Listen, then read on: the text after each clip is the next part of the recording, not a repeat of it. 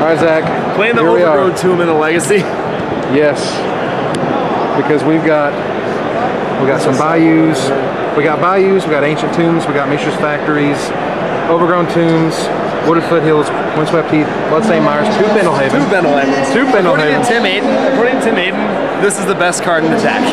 So, had to have them. Well, I mean, how many creatures does it pump here? Like we're talking million. Yeah, we got like every elf. Why the switch of the elves here? You got two Deep Shadow and two Finhorn. We were originally running elves of Deep Shadow, like 4X and then 4 of these.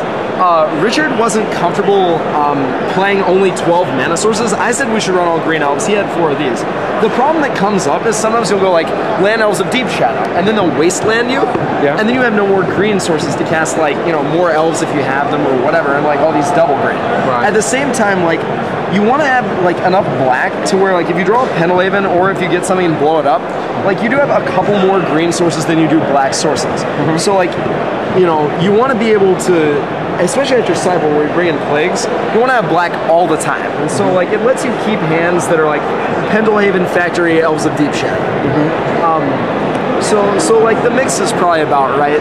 I'm thinking maybe it should even be one more Finhorn and one less Elves of Deep Shadow because the damage matters. Yeah. But, like, I think that mix is about right.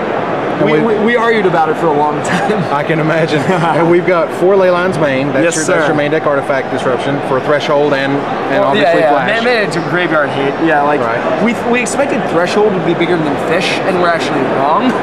But like, when all Threshold's guys are 1/1s, you can't possibly lose to them. Like, when we're playing Planar Void, just because it was so good against Threshold. Wow. Yeah, so changed our mind. So we got 4 Chalices. Have those been winners today? Those are insane. Like, oddly enough, you actually side them out against Fish. Even though game 1, they're just good game against Fish because you put it on 1, that's like half their deck. But game 2, you have to account for the fact that they're bringing in, if they're good, Vedalken Shackles and Engineered Plague. And as good as this card is, it doesn't trump either of those cards. So, like, you dominate them with it game 1, and they probably take out a bunch of cantrips because they got dominated by it. And then you actually have to side it out, so you have ways to deal with Vedalken Shackles, and this just dies to your own Pernicious Deed. So it's kind of awkward, but it sure is good. And obviously against Flash, you just set it in 2. And so we've got over here, we got the Duress obviously, but there's the Masticores destroy the fish. Oh yes, just demolishes it. He eats them. He shoots them with this little machine gun here, and they, all their guys die. And Mesmeric Fiend, that's a very interesting choice. The Fiend was kind of like, originally this deck was mono green. And then it had like stunted growth and Plow Under and Trinisphere and stuff. And they were like, well, we've got to have more early ways to disrupt Flash. And so we added black for Duress and Cabal Therapy. Well, the problem was, if you just game 1, like, you can't play a land and then blind Cabal Therapy the opponent. Like, there's too many good different decks. And if you name Flash and you miss, you just lose. So we're like, what's another good card that you know, can disrupt them early? Well, we came up with Fiend because he also holds a Jit. So he's really good against, like, he's really good against the fish builds or whatever. Not only because he holds a stick, but he can also hold out their entire team with, like, a Pendelhaven. So he's actually one of the MVPs of the deck. I'm never upset to draw him. That's awesome. Yeah, he's wonderful. And the fact that it removes it from the game is actually sometimes relevant against Threshold. Yeah. Because very often they're like 1 or 2 cards from getting Threshy before you beat them. So wow. Yeah, it's a neat little card. All right, so we have to talk about Sky Shroud Poacher. We have to talk about the Poacher. Here we go. We got 4 Poachers here, ladies and gentlemen. These are Macadian Masks Raiders. the Nemesis Rare, Sky Shroud Poacher, the Creature Dash Rebel. Okay. And people, these are the cards everyone wonders about. Why are you playing Deranged Hermit in the Legacy format? Like, you can kill on turn 2 or you can cast 5 mana 1/1s. Well, against Fish and Threshold, like, Threshold if you have Leyline or if they don't have Threshold yet, all they play are, like, terrible 2/2 creatures. Just the awful bad creatures. Well, lots of the other proactive disruption decks will just play a dude and, like, hope it kind of goes the distance. Well, the problem is they can chump it and race it, or, you know, swords it or whatever. The thing about Deranged Hermit is even if they swords it, you still have 4 guys. And Poacher, they have to swords right then. But, like, once you play this card, they can't ever attack. Because you get 4 2/2s and you block and you kill every single one of their creatures. The other thing about Poacher is that against combo decks, he's actually the fastest clock we can think of in these colors. Because you play him, and then they die 2 turns later. Because, like, or 2 turns after he becomes active. Because you can get a Deranged Hermit, not pay Echo, swing with 4 guys, go get another Hermit, and then you 8 them, and then you've got 8 2/2 creatures on the board. Wow. So he's just a giant clock by himself. He also, after board, lets you search up an elf replica against energy field out of the board of flash decks. Wow. And it kills Engineered Plague too. And you can get Viridian Shaman for Fish's Vedalken Shackles after sideboard, as well as other people's Umazal's jets. Like, this actually came up for Richard because he had to blow up a ghostly prison with it. Of all cards. So, like, these are just random utilities. So this guy, you know, and if you're out of hermits, you can always just get mono elves. And he just says, go get an elf. Just go get an elf. And Deranged put him Hermit into play. happens to be an elf. Wow, that's awesome. I was Pretty wondering random. before you were saying, because I'm not familiar with the card, and, Oh, okay. and you said we killed him in 2 turns. I'm like, what the hell? How? I don't get it. Really? You know? So you get a lot of Elves of Deep Shadow, and they're really low life totals. But yeah, the one thing I wish I could have done with the lands, Richard's actually playing 4 Polluted Delta and 2 other, I think, like Bloodstained Mire. Yeah. And it's great because if he doesn't have a turn 1 play, he can run out a Polluted Delta, and people think he's like either Flash or Fish or some other deck. So they'll like Cabal Therapy naming wrong cards if they play that, or Meddling Mage naming wrong cards. Oh, wow. And they're just like, no, sorry, I'm playing awful things like Masticore and, you know, Deranged Hermit. Gotcha. And so let's go over here and look at the sideboard. Okay. We actually had to change the board at the last minute. These 2 were Dark Blast to help improve the Goblins matchup and to kill Mother of Runes, like, before she becomes active. And these were Putrefies. But we started testing the post-board Fish matchup and realized that, like, obviously Vedalken Shackle is a giant problem, and Engineered Plague from Landstill is a giant problem. So, like, Pernicious Dean answers both of those cards, and it's still fine against Goblins. Yeah. I mean, and it's also nice to just be able to have a way to just reset the board against the 2/2 decks. And finally, like, even though we built this deck, you know, explicitly to do 2 things, I mean, to beat, you know, blue creature-based decks and to beat Flash, we're going to have to face some randomness that we haven't thought about. While we don't like to do that, we can always just beat random decks with Masticore. And, you know, Sighting and Pernicious Deed tends to be good against random, you know, jank decks. I mean, you can always blow up the world, right? Right. So that's the reason for those. Engineered Plague is obviously for Goblins and anything with a lot of 1 toughness creatures. And so in Fish, what do you normally name in Fish? Wizard or? Usually Wizard to go Dark Confidence, sometimes Cleric. I had to name Soldier one time so I could kill a Jotun Grunt with a Mishra's Factory. That was awkward. And we don't usually bring in all 4 of these against Fish unless they're the version with Grim Lavamancer who just hoses us. Oh. So, you know, and it may be weird because I keep mentioning Fish all the time, but like, it's such a broad spectrum of decks. Like, I'd say probably 25 to 30% of the decks out there qualify as Fish in some way or another.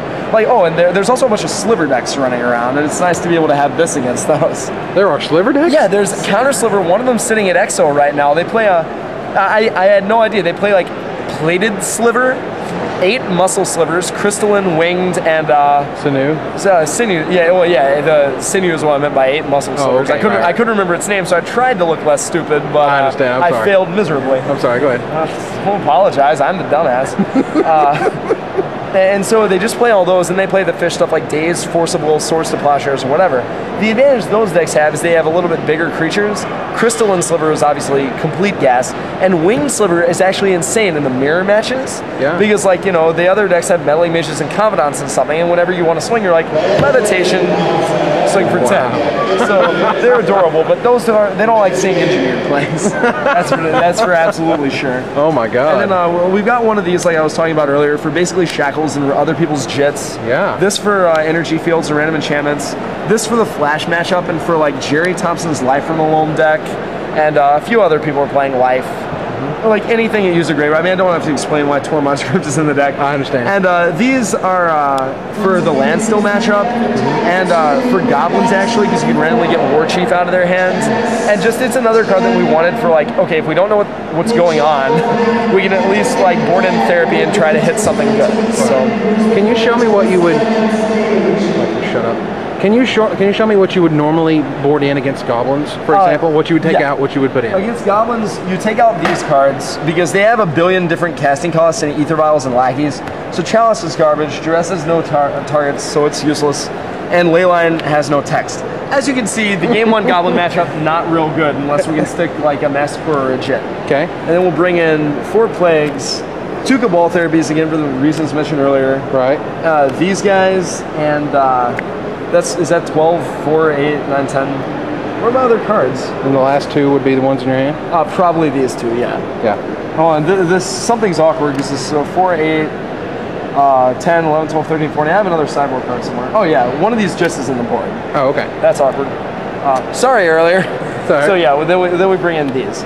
Okay. This like to, you know, randomly just block and kill stupid things. Or I guess he doesn't come in. He comes in to kill their jits. Yeah. Random ether vials. You know, they probably won't have jit, but they might. And you know, a couple of them I've even seen playing engineered explosives. So just to cack some of those. Yeah. So the matchup, game 1 it's about like 25-30%. Game 2 it's about 60%. So it's still not looking good, but I mean you have to have some sort of a plan. You got some chance, better than no chance. Exactly. So and like another thing too is like we get a lot of edge for none of the decks knowing what to do against us.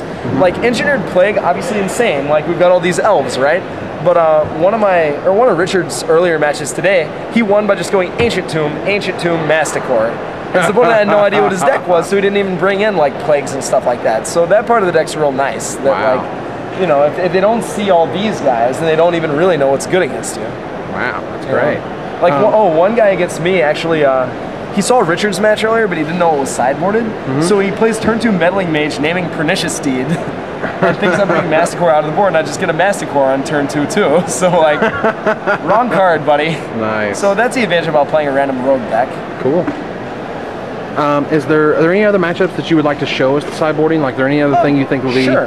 Like, if anyone's decided to play this deck in Legacy, like, if the format remains the same, I think the deck's incredible. I mean, I'd probably play Flash after Future Sight becomes legal because against the packs are ridiculous. Yeah. But against Fish, you usually take out Chalice the Void, and I went on earlier about why that's kind of counterintuitive, but it's right. You take out these, and you bring in 4 of Deeds to deal with Plague and that other card that's sick, Vedelkin Shackles. Yep. Usually 2 of these. Oh, you take out a lot of War Elves because they're bringing in Plagues, and you're bringing in Deeds. So like you want fewer random guys on the table who are just going to die. Yeah. So you take out these cards, you bring in these, 2 of these, another Jit, and this guy. You bring in Elf Replica too. I don't know where it is. Oh yeah, and Richard says you take out a Deranged Hermit. Or sorry, these are not here. It's like these for those cards. Okay, so you to bring in 2 Engineered Plagues and all the Deeds and the Jit and the Shaman and the Replica because they have Gassy Enchantments, and like none of these, like these cards don't do anything. These are good, but not against their post sideboard configuration, and he just randomly dies too much. So you usually want an elf. You don't really want more than that. Gotcha. And against Flash, you bring in these and this because of the possibility of Energy Field. And you take out 1 Deranged Hermit because like you still have the same Poacher clock with only 2 Hermits in the deck. So you take out that and the 4 Masticores because like even though it's good against the Benevolent Bodyguard build, it's not good against the Safekeeper build because they can just do it multiple times. Right. They still get a 6/6 that never dies. So like the solution to beating that combo is not to kill the Carrion Feeder. That doesn't do anything. They still get a turn 2 or turn whatever Protean Hulk that you can't deal with. Right. So we take these out and just bring in more hate in the form of these and Cabal Therapies. Okay. To just try and mise them proactively before they get a chance to do their combo. So the Flash, you take out a Deranged Hermit and all the Masticores for 2 Crypt, 2 Replica, and 2 Therapies. Yeah, exactly. And these like.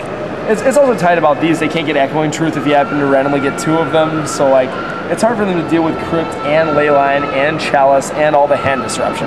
And incidentally, and your clock just doesn't matter all that much. Right. So that's convenient. And then you have to keep in Poacher like. He seems a little bit awkward, but you have to keep him so you can tutor up this guy. Yeah. Because what happened in testing is they'd bring in an Energy Field, and we'd sit and look at each other for a while, and you know, you'd have to in-step search out this guy, kill their Energy Field, and kill them in 1 swing before they could cast Flash. Oh, and also duress them to make sure you can't die in response. Jeez. Because sometimes you actually have to end up Elf Replicating your own Leyline, because they have 2 Energy Fields. Oh my gosh. So you can't play out 2 of these, because playing 2 of them out does nothing anyway, because they play Echoing Truth. Right. So you just play 1 of them, and sometimes you have to like end-step Elf Replica, kill my Leyline, duress you so that I don't die, and swing for lethal, and so that a card enters your graveyard. and kill them in the same turn. So it can get real complicated sometimes. Oh, that's legacy for you. Because like you wouldn't unless they have 2 energy fields. If they have 2, then obviously there's not a lot you can do about it. And people say, oh, well, you can bring in Pernicious Deed for energy field, but that card doesn't do anything against most of the rest of their deck. Right. Because again, it solves the carrion feeder problem, but it doesn't solve the giant, enormous creature that you can't kill problem. Exactly. So, well, thanks a lot for your time, Zach. No problem, I appreciate it. Very, very cool deck.